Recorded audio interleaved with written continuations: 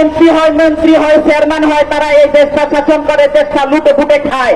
আর যে 28% মধ্যবিত্ত, এরাই সবচেয়ে বড় হারামজাদা। এরা এই 6% দালালি করে আমাদের 66% মানুষকে অধিকার বঞ্চিত করে। তাই আমাদের এই 66% মানুষ যদি আমরা ঐক্যবদ্ধ হই, তাহলে বাংলাদেশের কোনো শক্তি নাই আমাদেরকে অধিকার বঞ্চিত করবে।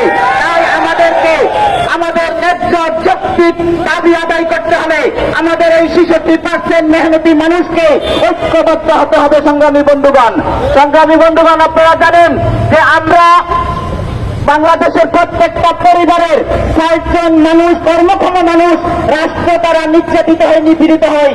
সেই 60 জন মানুষকে, এক হলো আমার বাবা কৃষক, সে তার কষ্টার্জিত অর্থ, কষ্টার্জিত উৎপাদিত পণ্য ন্যায্য মূল্যে বিক্রি করতে পারে না সেই সিন্ডিকেটের কারণে, কিন্তু সে ন্যায্য মূল্যে সার কীটনাশক পায় না।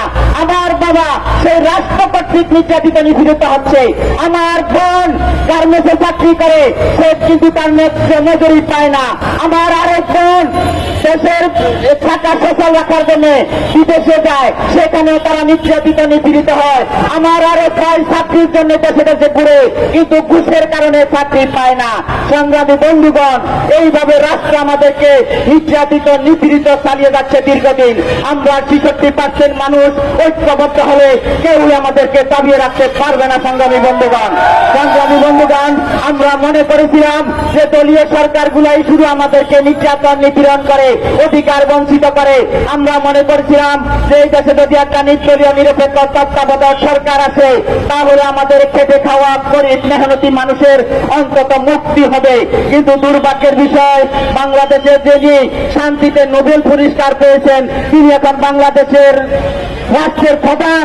কিন্তু গত 11 মাস যাবৎ বাংলাদেশের কোন জায়গায় শান্তি আছে কিনা আপনারাই বলেন। বাংলাদেশের কোন জায়গায় শান্তি নাই। যারা ওনাকে শান্তিতে নোবেল পুরস্কার দিতে, এখন তারাও লজ্জিত যে কোন লোকের শান্তিতে নোবেল দিলাম। তিনি গত 11 মাস বাংলাদেশ শাসন করছেন, বাংলাদেশের মানুষ কোন শান্তি পাচ্ছে না। প্রত্যেকটা জায়গায় লুণ্ঠন, অরাজকতা, কোন মানুষের জানমালের নিরাপত্তা নাই, নারীদের কোন ইজ্জতের নিরাপত্তা নাই। প্রত্যেকটা জায়গায় এখন একটা ভীতিকর অবস্থা বিরাজ করছে। সম্মানিত বন্ধুগণ, আমরা মনে করেছিলাম যে আমাদের প্রধান উপদেষ্টা, তার আন্তর্জাতিকতা আছে, তিনি আমাদের দেশের লক্ষ লক্ষ শ্রমিককে বিদেশে পাঠিয়ে কর্মসংস্থানের ব্যবস্থা করবেন। কিন্তু দুর্ভাগ্যের বিষয়, গত 11 মাসে আরো 30 লক্ষ মানুষ আমরা বেকার হয়েছি। মিল, ইন্ডাস্ট্রি, কারখানা সবগুলা বন্ধ হয়ে গেছে।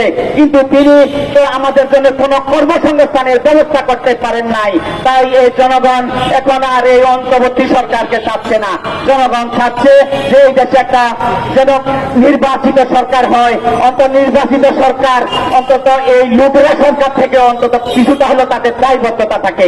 তাই সম্মানিত বন্ধুগণ, আমরা আমাদের দাবি আদায়ের জন্য আমরা কাউকে কাতুকুতু দিয়ে পৃথিবীতে কোন দাবি আদায় হয় নাই। দাবি আদায় করতে হলে রাজপথ থেকে দুর্নীতিবাজদের চোখে চোখ রেখে দাবি আদায় করতে হয়। সেই দাবি আদায়ের